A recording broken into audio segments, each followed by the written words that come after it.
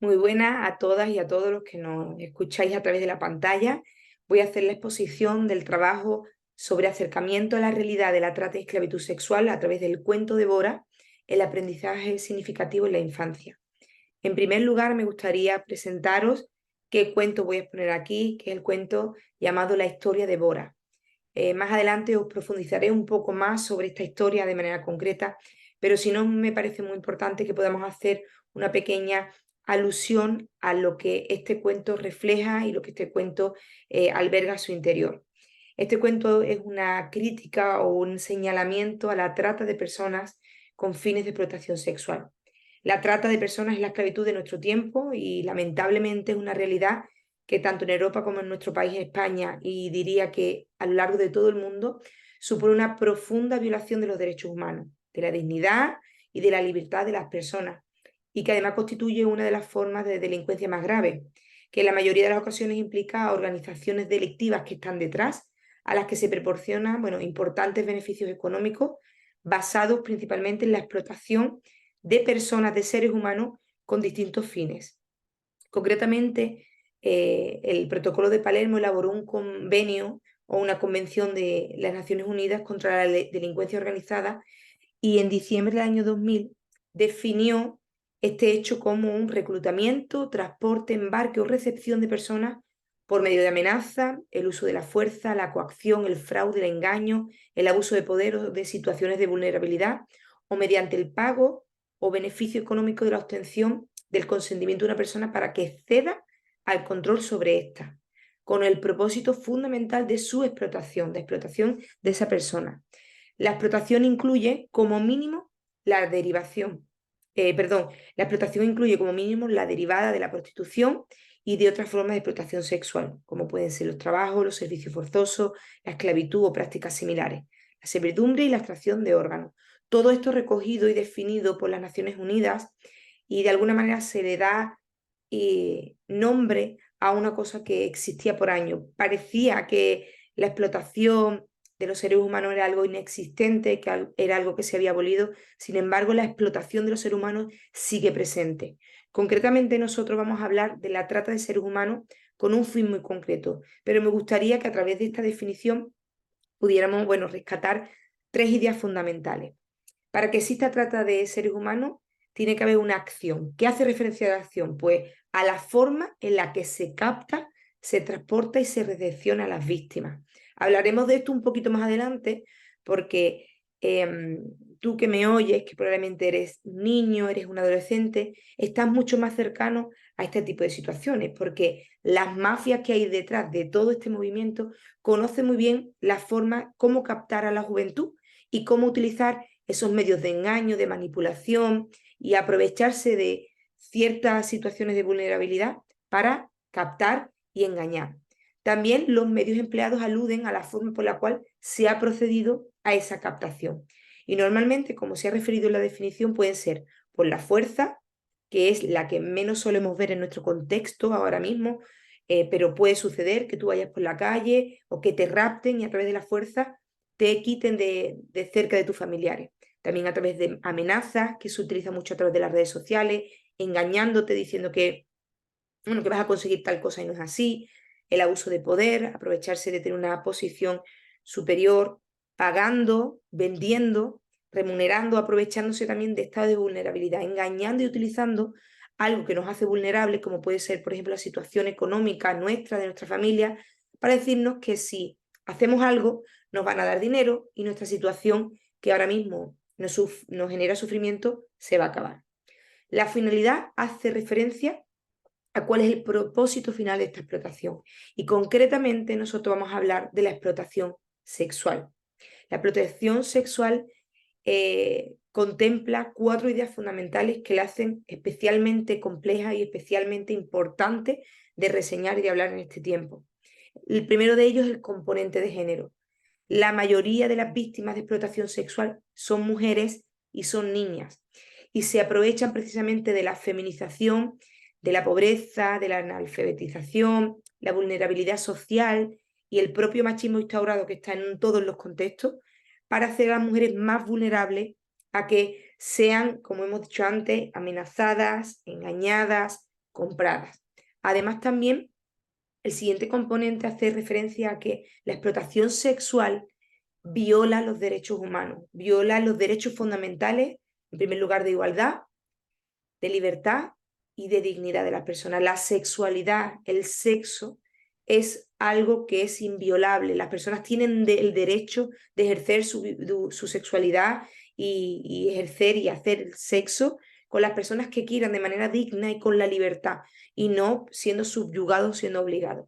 Además, también la explotación sexual tiene alto componente de violencia y se considera la forma más cruel y agresiva de ejercer violencia sobre las mujeres y sobre las niñas, ya que las cosifican, las violan, las menosprecian y le privan la libertad del ejercicio de su sexualidad, como quiera, cuando quiera y con quien quiera. La explotación sexual además aprovecha todas las discriminaciones que ya las mujeres sufren en la actualidad, como puede ser la brecha salarial, los sesgos de género, la discriminación, el abuso de poder, la segregación laboral, para someterla, es decir, aprovecha todos esos componentes de género en los que se encuentra la mujer todavía en la sociedad de vulnerabilidad para aprovecharse de ellas. Nosotros consideramos muy importante que esta realidad de la que estamos hablando pueda acercarse a todos los colectivos, no solamente a los adultos, aunque pueda parecer un tema de adultos, sino también que pueda acercarse a niños y niñas, porque, como os decía antes, la explotación sexual principalmente sucede en mujeres y en niñas, y también en niños. Son foco o principal objetivo de las mafias, engañarlo para conseguir explotarlo sexualmente. Por lo tanto, consideramos que necesitamos acercar estas realidades tan complejas a este tipo de colectivos. ¿Y qué forma? Pues consideramos que una de las formas es el aprendizaje significativo. El aprendizaje significativo permite que el conocimiento nuevo que vamos a adquirir, como puede ser este tema que quizás no se conoce, se relaciona con conocimientos previos y ya se integra en las estructuras cognitivas que ya tenemos. Es decir, hacemos sencillo un tema nuevo, hacemos conocido un tema que puede ser nuevo. Y consideramos que el cuento es una herramienta fundamental. El cuento es una magnífica herramienta para trabajar conceptos que son complejos, como puede ser la explotación sexual, la trata de ser humano, y traerla a una esfera de lo tangible. Aquello que se hace abstracto y complejo, pues bueno, hacerlo asequible. Normalmente el cuento lo que hace es trabajar con historias que son ficticias, con personajes que son entendibles, incluso con alegorías, de realidades de algo sencillo, pero de temáticas que pueden ser mucho más complejas. Concretamente en este caso, y a través de la historia de Bora, o del cuento de la historia de Bora, lo que hacemos es una temática tan compleja como es la trata y la esclavitud sexual de mujeres y de niñas, la traemos a un formato que es asequible, cercano y que es muy entendible, además de ser un componente muy didáctico. Concretamente el cuento de Bora, que veis aquí su portada y su reverso, está dedicado a esas miles de mujeres que son o han sido víctimas de tratas con fines de explotación sexual y a todas aquellas que son supervivientes. Decir que concretamente la historia de Bora está escrita por mujeres supervivientes de la explotación sexual, de la prostitución y de haber vivido, como hemos dicho antes, una de las principales y más terroríficas formas de violencia hacia la mujer. Me gustaría de manera concreta hablaros un poquito más de cómo nace este proyecto y de por qué hacemos este trabajo. La historia de Bora nace en el corazón del equipo multidisciplinar que trabaja con el recurso residencial para mujeres supervivientes de trata, llamado Hogar Alabastro. El principal objetivo de este proyecto es un enfoque de género interseccional, de infancia, derechos humanos, y es acompañar a las mujeres en el proceso de reconstrucción de su relato y de su testimonio como víctimas de trata, entendiendo la autoidentificación como víctima como un elemento esencial en el proceso de recuperación. Estas mujeres necesitan identificarse como víctimas de uno, como he dicho antes, de las aberraciones de la violencia. Es importante que se identifiquen porque lo que no se identifica no existe y lo que no existe no se trabaja, no se profundiza, no se trata. La reconstrucción del relato de una víctima es un proceso fundamental, pero profundamente doloroso y complejo, y se requiere haber establecido previamente vínculos de confianza, además de proporcionar un ambiente de protección y de seguridad en todos los sentidos, que afortunadamente a través de este proyecto residencial Hogar Alabastro se consigue. La historia de Bora es un cuento realizado por las mujeres supervivientes de acogida en este hogar, y es importante destacar que ha sido un viaje muy difícil, donde las mujeres tuvieron que hacer un gran esfuerzo al enfrentarse, a recuerdos muy dolorosos, pero todo esto se realizó en un ambiente de amor, de aceptación, de seguridad y protección, y que dio como fruto este cuento y esta preciosa historia. No tengo tiempo para poder expresar y leer de manera profunda el cuento, pero sí me gustaría resaltar las 4 figuras principales de este cuento y de alguna manera trasladar esta realidad al contexto de los que me escucháis hoy día. Quiero hablaros de quién es Bora, que es ella, esta mujer que está aquí. Y bueno, Bora tiene 16 años, es una adolescente, tiene los ojos azules como el mar negro de Rumanía, y rasgados sus ojos como el Asia profunda, una piel tostada como la arena del desierto.